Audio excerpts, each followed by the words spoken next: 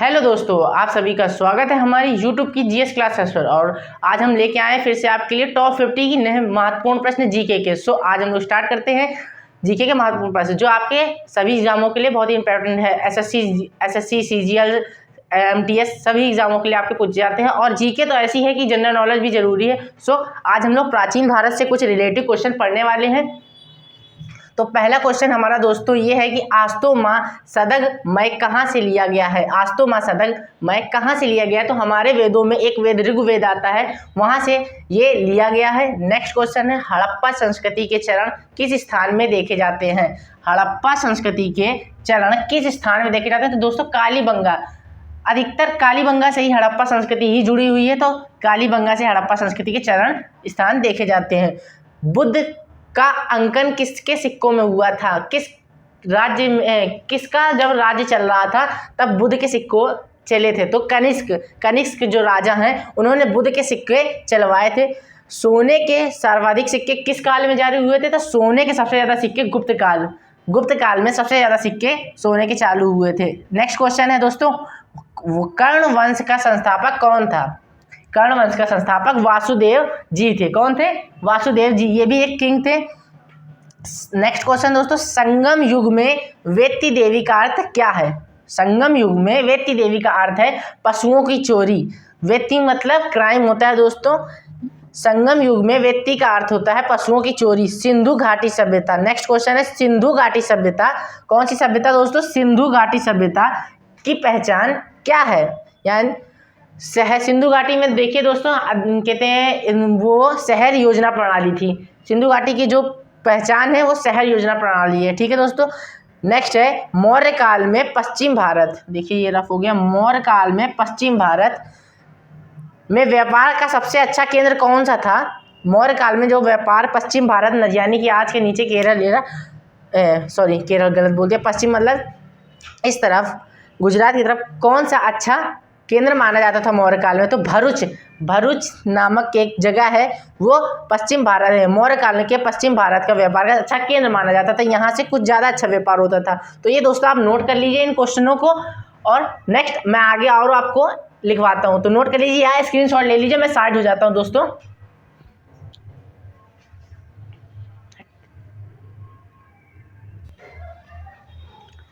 आपने वो दोस्तों नोट कर लिया होगा, ये नए हैं प्रश्न। तो नेक्स्ट क्वेश्चन उनको आपने स्क्रीनशॉट ले लिया होगा, ये नए।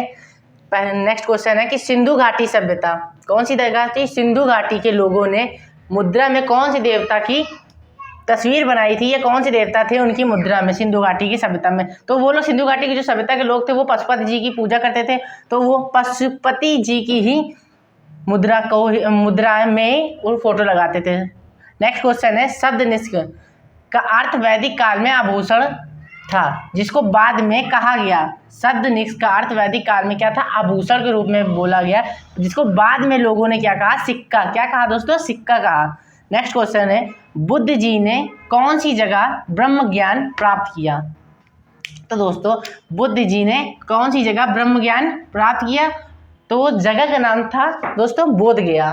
जगह का क्या नाम था? बोध गया। और किस पेड़ के नीचे पूछा जाए तो दोस्तों पीपल के पेड़ के नीचे उन्होंने ज्ञान प्राप्त किया था। जैनवाद में पूर्ण ज्ञान को निम्न रूप में उल्लिखित किया। नेक्स्ट है जैनवाद में पूर्ण ज्ञान में निम्न रूप में उल्लिखित किया गया किसमें?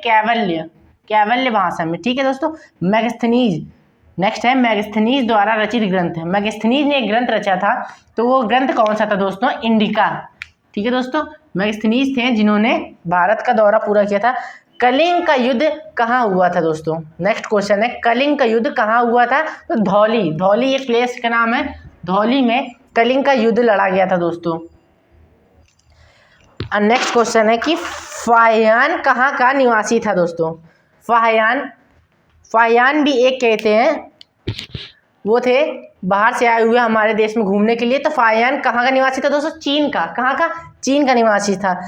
कौन सी दो सभ्यताओं में गंधार कला शैली, एक कला शैली है जिसका नाम है गंधार, तो कौन सी दो सभ्यताएं हैं जिसमें गंधार कला शैली में सहायता प्रदान की? तो नंबर 1 भारतीय, नंबर 2 यूनानी। कौन सी दो शैली सभ्यताएं हैं? भारतीय सभ्यता, दूसरी यूनानी सभ्यता, जिसने गंधार शैली की सहायता प्रदान की। ठीक है दोस्तों। तो ये नेक्स्ट क्वेश्चन, ये नए क्वेश्चन है, इनको भी आप नोट कर लीजिए। इसके बाद मैं इनको रफ करके नए और क्वेश्चन देता हूँ, आप इनका स्क्रीनशॉट ले लीजिए। मैं साइट हो जाता हूँ।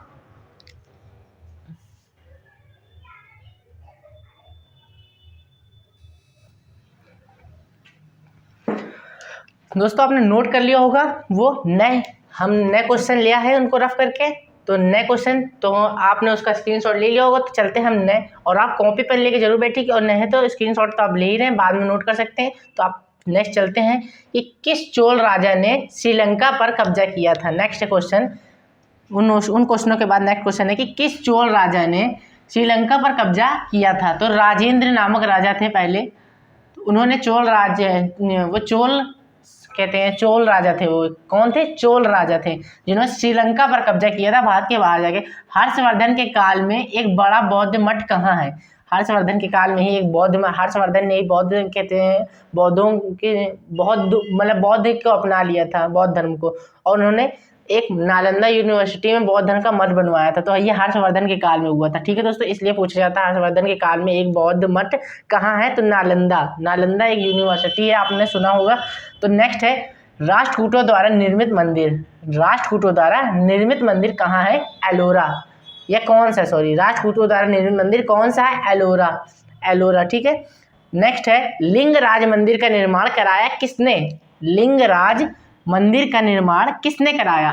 तो ययाति केसरी वंश के राजा ययाति केसरी ने लिंगराज मंदिर का निर्माण कराया। कोणार्क मंदिर कहाँ स्थित है दोस्तों? तो नेक्स्ट, कोणार्क मंदिर उड़ीसा में स्थित है। नेक्स्ट, दिल्लीवाड़ा के जैन मंदिर का निर्माण कराया। तो दिल्लीवाड़ा के जैन मंदिर का निर्माण कराया किसने? चालुक्यों ने।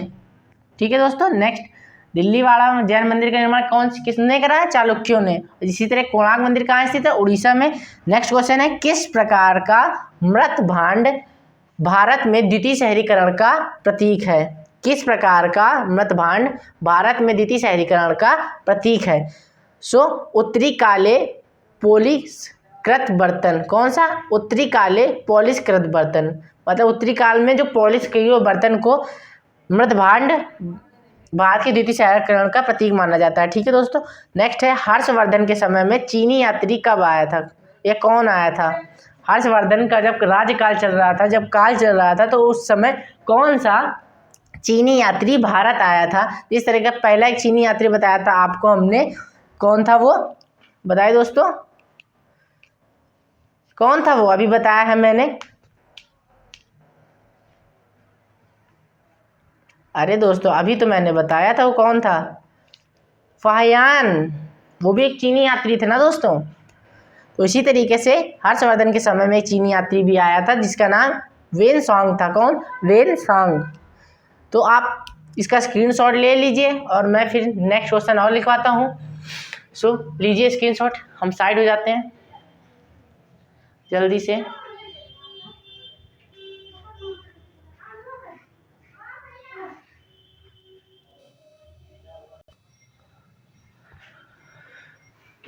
तो दोस्तों आपने उन क्वेश्चनों को नोट कर लिया होगा। ये रहे कुछ नए प्रश्न जिनको हम लोग पढ़ते हैं।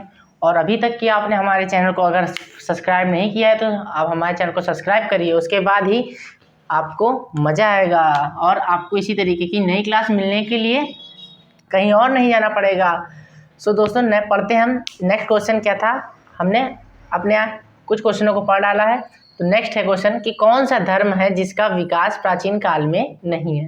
नेक्स्ट क्वेश्चन था क्या? कौन सा धर्म है जिसका प्राचीन काल में ही विकास हुआ ही नहीं? तो देखिए इस्लाम धर्म पुराने समय से है ही नहीं, ये अभी बनाया गया है इस्लाम धर्म।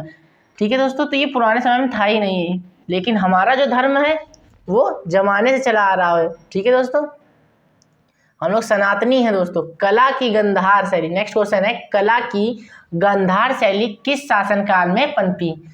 तो कला की गंधार शैली किस शासनकाल में पनपी? तो कनिष्क का जब शासनकाल था। कनिष्क एक अच्छे राजा थे। ठीक है दोस्तों, ये भी एक अच्छे महान योद्धा भी थे। किस वेद की रचना गद्य पद दोनों में की? नेक्स्ट ये क्वेश्चन समझ में आ गया कि गंधार शैली किस शासनकाल में पनपी? कनिष्क के शासनकाल में। ठीक है दोस्तों। नेक्स्ट है किस वेद की रचना गद्य पद दोनों में की गई है? कौन सा ऐसा वेद है जिसमें जो गद्य पद दोनों में है? तो यजुर्वेद है जो गद्य पद दोनों में की गई है। नेक्स्ट है मिलिंद किस हिंदी यूनानी राजा को कहा गया? ये एक उपाधि थी। तो मिलिंद किस हिंदी यूनानी राजा को कहा गया? मिनांडर। मिनांडर राजा को मिलिंद की उपाधि दी गई। नेक्स्ट है चंद्रगुप्त सेकंड को विक्रमादित्य की उपाधि धारण की क्यों? चंद्रगुप्त सेकंड ने विक्रमादित्य की उपाधि धारण की क्यों? क्योंकि उन्होंने शकों का उन्मूलन किया था। क्या? उन्मूलन। नेक्स्ट है कि भारतीय इतिहास में सुरकोटदा किसके लिए प्रसिद्ध था? भारतीय इतिहास में सुरकोटदा किसके लिए प्रसिद्ध था? तो सुरकोटदा था घोड़े की हड्डियों के अवशेषों के लिए। किस लिए? घोड़े की हड्डियों के अवशेषों के लिए। नेक्स्ट है किस स्थान में महावीर स्वामी का महानिर्वाण हुआ? निर्माण नहीं दोस्तों, महानिर्वाण हुआ। किस स्थान में महावीर स्वामी का महानिर्वाण हुआ? तो दोस्तों पावापुरी। कौन सा पुरी दोस्तों? पावापुरी है जहाँ पर महावीर स्वामी का महानिर्वाण हुआ। तो नेक्स्ट क्वेश्चन है कौन से स्थान में महावीर स्वामी का ये तो हो गया। नेक्स्ट ये जयपुर दिल्ली मथुरा उज्जैन। जयपुर गए होंगे, दिल्ली गए होंगे और उज्जैन वाले बाबा के पास। तो अगर जो नहीं गया तो सबसे पहले उज्जैन वाले बाबा के पास बोलिए जय बाबा की और कमेंट में लिखिए जय बाबा की। तो नेक्स्ट क्वेश्चन पढ़ते हैं। जयपुर दिल्ली मथुरा उज्जैन में जंतर मंतर के नाम से वेधशाला का निर्माण कराया। वेधशाला क्या होती है दोस्तों, ये आपको बताएंगे भी। तो पहले पढ़ लेते हैं कि जयपुर और दिल्ली मथुरा उज्जैन में जंतर मंतर का निर्माण के नाम से वेधशाला का निर्माण कराया किसने? शकों ने दोस्तों। ठीक है, किसने कराया था दोस्तों? शकों ने कराया था। और आपने इन क्वेश्चनों को अगर समझ में आ गया तो आप इनका स्क्रीनशॉट ले लीजिए और मैं आगे नेक्स्ट क्वेश्चन कराता हूँ। तो हमारे 25 क्वेश्चन के लमसम हो चुके हैं और हम आगे नोट करते हैं। देखिए दोस्तों, स्क्रीनशॉट ले लीजिए आप लोग। सो आपने देखा कि हमने 25 या 26 क्वेश्चन को हमने उस नेक्स्ट क्लास मतलब अपनी इस क्लास में पढ़ लिया। और हम और नए क्वेश्चन देखते हैं आगे कि उज्जैन के राजा कौन? नेक्स्ट क्वेश्चन है, उसके बाद का नेक्स्ट क्वेश्चन मैंने वो रफ कर दिया, नए लिखे हैं। उज्जैन के राजा, नेक्स्ट है उज्जैन के राजा विक्रमादित्य ने किसके ऊपर विजय प्राप्त की थी? तो शकों के ऊपर। कौन था दोस्तों? उज्जैन के जो राजा थे विक्रमादित्य, उन्होंने किसके ऊपर विजय प्राप्त की थी? शकों पर। नेक्स्ट है आदि जैन। कौन सा जैन दोस्तों? आदि जैन ग्रंथों की भाषा क्या थी? तो प्राकृत भाषा थी। कौन सी भाषा थी? प्राकृत। नेक्स्ट है विक्रमशिला शिक्षा केंद्र के संस्थापक कौन है? विक्रमशिला शिक्षा केंद्र के संस्थापक धर्मपाल जी हैं। कौन है? धर्मपाल। एंड नालंदा विश्वविद्यालय के स्थापना किसने की थी? नालंदा विश्वविद्यालय की स्थापना भी धर्मपाल जी ने ही की थी। और ये साथ ही साथ विक्रमशिला शिक्षा केंद्र के संस्थापक भी थे। तो नेक्स्ट क्वेश्चन है हड़प्पा सभ्यता। कौन है? हड़प्पा सभ्यता का मानव इतिहास में कौन सा काल था? तो नवपाषाण काल को ही हड़प्पा काल कहा जाता है दोस्तों। कौन सा काल? हड़प्पा काल। नवपाषाण काल को हड़प्पा काल कहा जाता है। एंड यापनीय किसका संप्रदाय था? यापनीय किसका संप्रदाय था? तो वो था जैन धर्म का। कौन से धर्म का दोस्तों? जैन धर्म का। नेक्स्ट है किसको द्वितीय अशोक कहा जाता है या अशोक सेकंड किसको कहते हैं? हर्षवर्धन। बोला था मैंने दोस्तों, हर्षवर्धन एक महान योद्धा थे। तो अशोक की उपाधि इनको दी थी, अशोक द्वितीय की उपाधि इनको दी गई थी। तो नागानंद, ये है नागानंद रत्नावली, ये एक रचनाएं हैं। नागानंद रचना, रत्नावली एवं प्रियदर्शिका किसकी रचना थी? तो ये रचना भी हर्षवर्धन की थी। ठीक है दोस्तों। पक्की मिट्टी यानी कि पक्की मिट्टी से बने हल का प्रतिरूप कहाँ से मिला? बड़ावली। कहाँ से दोस्तों? बड़ावली से ही पक्की मिट्टी का प्रतिरूप हल मिला था। ठीक है दोस्तों। तो ये हमारे और भी क्वेश्चन है, तो इसको अभी आप स्क्रीनशॉट लेके नोट कर लीजिए और लर्न करिए। आज बहुत से अच्छे क्वेश्चन मैंने लिखवाए, तो उसको आप स्क्रीनशॉट लीजिए। मैं साइड हो जाता हूँ। आज के क्वेश्चन बहुत ही अच्छे हैं और बहुत ही महत्वपूर्ण है, तो आप नोट जरूर करिए। तो ये है नया क्वेश्चन। वो आपने नोट कर लिया होगा। तो ये पहला नेक्स्ट क्वेश्चन पहला बोल रहे हैं। नेक्स्ट क्वेश्चन क्या है, किसने सर्वप्रथम सोने के सिक्के चलाए। देखिए पहला प्रश्न, इससे पहले एक जो प्रश्न आया था कि किस काल में सबसे ज़्यादा सोने के सिक्के चले, तो वो था गुप्त काल। और किसने सर्वप्रथम सोने के सिक्के चलाए, तो वो थे कौन थे, कुषाण ने। किसने, कुषाण ने सर्वप्रथम सोने के सिक्के चलाए। तो सिंधु घाटी सभ्यता विकसित अवस्था में किस स्थल घरों में कुओं का अवशेष मिले। सिंधु घाटी सभ्यता में कुएं के अवशेष कहाँ से मिले, तो मोहनजोदड़ो से। कहाँ से दोस्तों, मोहनजोदड़ो से। नेक्स्ट क्वेश्चन है, किस विद्वान ने सर्वप्रथम हड़प्पा की खोज की या हड़प्पा को खोजा। तो एक कनिंघम। कौन है, एक कनिंघम ने हमारी हड़प्पा सभ्यता को खोजा। गुप्त काल में भगवान बुद्ध की कांस्य से निर्मित प्रतिमा कहाँ से प्राप्त हुई, तो सुल्तानगंज। कहाँ से दोस्तों, सुल्तानगंज से। नेक्स्ट है, वह प्रथम भारतीय शासक किस वंश का था जिसने रोमन मुद्रा, कौन सी मुद्रा दोस्तों, रोमन मुद्रा प्रणाली को अपने सिक्कों में धारण कर लिया। तो कौन सा वो शासक था, भारतीय शासक कुषाण। किसने, कुषाण ने रोमन मुद्रा प्रणाली को अपनी मुद्राओं में शामिल कर लिया था। तो नेक्स्ट हम लोग देखते हैं, इसको मैं रफ कर देता हूं।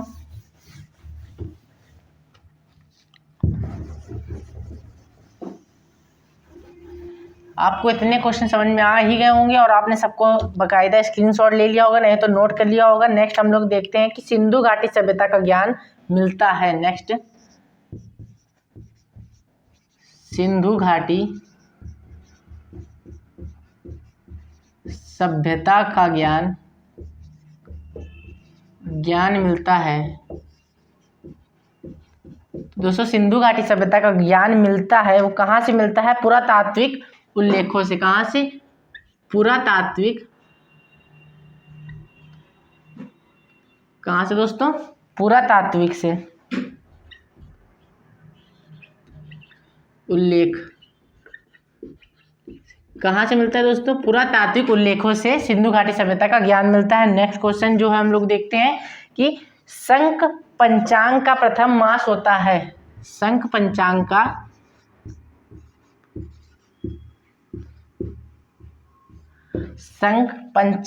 प्रथम समास, प्रथम मास, महीना। मास का मतलब होता है महीना, मास था क्या है, देखते हैं। था की जगह होता है, अभी भी तो है दोस्तों, मास है।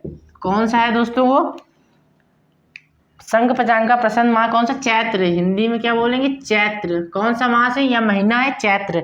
नेक्स्ट दोस्तों देखते हैं कि गौतम बुद्ध द्वारा भिक्षुणी संघ की स्थापना कहाँ की।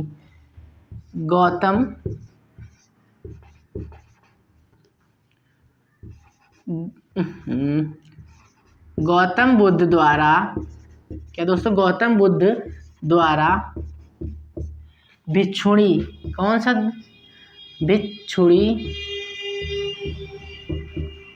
गौतम बुद्ध द्वारा भिक्षुणी संघ की सभ्यता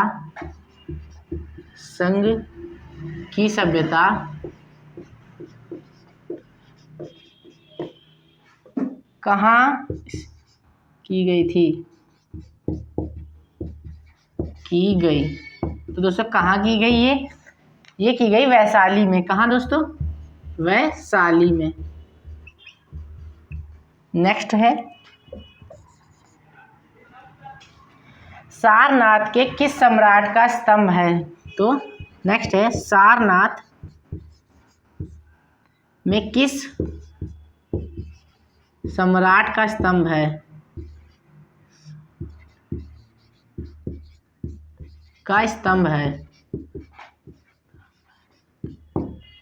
किसका स्तंभ है सारनाथ में दोस्तों, बताइए जल्दी से।